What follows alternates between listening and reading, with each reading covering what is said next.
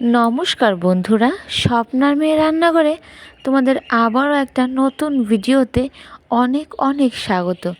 আশা করি তোমরা সবাই ভালো আছো, আমিও বেশ ভালো আছি। আজকে আমি তোমাদের রান্না করে দেখাবো এঁচোড় চিংড়ি।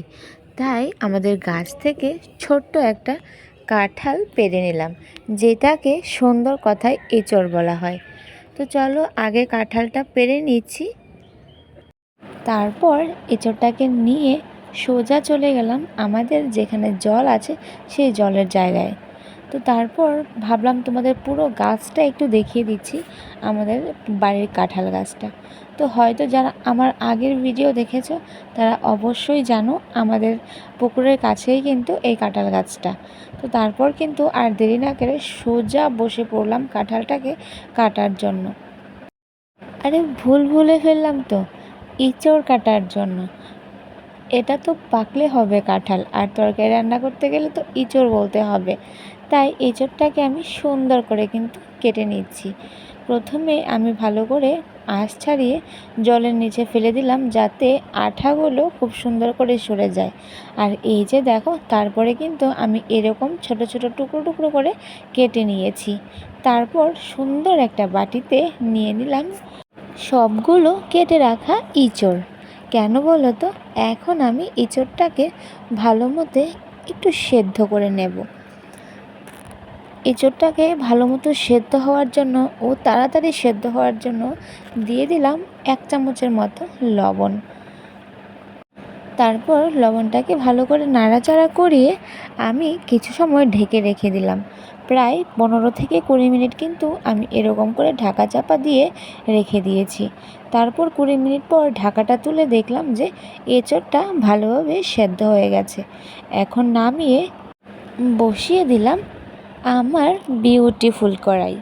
সেই কড়াইতে এখন আমি দিয়ে দেব অল্প একটু তেল। ওই তেলেই কিন্তু আজকের স্পেশাল জিনিসটা, যেটা আমি তোমাদের আগে দেখাইনি।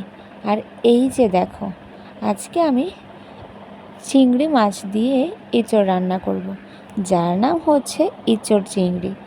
এঁচোড় চিংড়ি রান্না করতে গেলে মোস্ট ইম্পর্ট্যান্ট চিংড়ি মাছ। তো তাই আমি কিছু পরিমাণে চিংড়ি মাছ ভালো করে পরিষ্কার করে বেছে নিয়েছি। তারপর তেলের মধ্যে দিয়ে লবণ হলুদ দিলাম আর একটু ভাজা ভাজা করে নিলাম।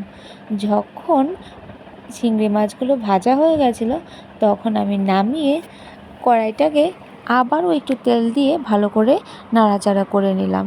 তারপর দিয়ে দিলাম কাঁঠালের মতো টুকরো টুকরো করে কাটা আলু। আলুগুলোকেও সেম লবণ হলুদ দিয়ে ভালোভাবে একটু লাল ব্রাউন করে ভেজে নিচ্ছি। শুধু কাঁঠাল না দিয়ে আমি মনে করি যে একটু আলু দিলে কিন্তু তরকারিটা একটু ঘন ঘন ভাব হয় আর খেতেও ভালো লাগে। তাই আমি কিছু আলু ভেজে নামিয়ে নিলাম। তারপর কড়াইতে দিয়ে দিলাম একটা শুকনো মরিচ, একটা তেজপাতা আর অল্প একটু তেল। তারপর দিয়ে দিলাম কিছু এলাচ আর দিলাম দারচিনি। এখন সবগুলোকে ভালো করে নাড়াচাড়া করিয়ে সম্ভারে দিয়ে দিলাম একটু জিরে। তারপর আমি বেটে রেখেছিলাম শুকনো মরিচ, আদা, রসুন আর একটা পেঁয়াজ। সবগুলোকে বেটে দিয়ে দিলাম জিরে সম্বাসের মধ্যে। তারপর এবার মশলাটাকে কষানোর পালা। বেশ অনেকটা টাইম নিয়ে নাড়াচাড়া করতে করতে মশলাটাকে কষানো শুরু করলাম।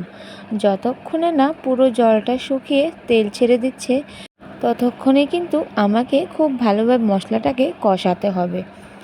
যখন মশলাটা থেকে একটু জল শুকিয়ে গেছিলো, তখন আমি দিয়ে দিলাম 1 মুঠো পেঁয়াজ কুচি। তারপর আবারও একটু নাড়াচাড়া করে পেঁয়াজের সাথে সবটা মশলাকে কষাতে শুরু করলাম।